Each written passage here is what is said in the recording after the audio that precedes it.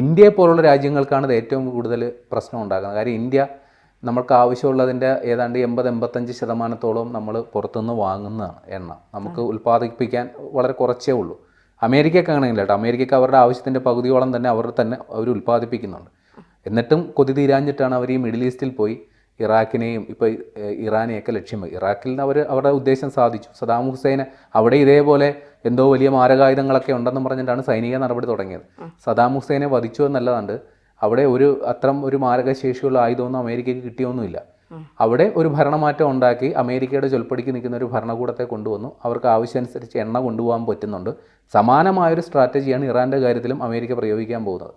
അവിടെ ആയത്തുള്ള അലി ഖമീനിയുടെ നേതൃത്വത്തിലുള്ള ഭരണത്തെ അട്ടിമറിക്കുക, പുതിയ അമേരിക്കയുടെ ആജ്ഞാനുവർത്തിയായ ഒരു ഭരണകൂടത്തെ പ്രതിഷ്ഠിക്കുക, എന്നിട്ട് ഈ പറയുന്ന പോലെ എണ്ണ ആവശ്യാനുസരണം ഖനനം ചെയ്യുക.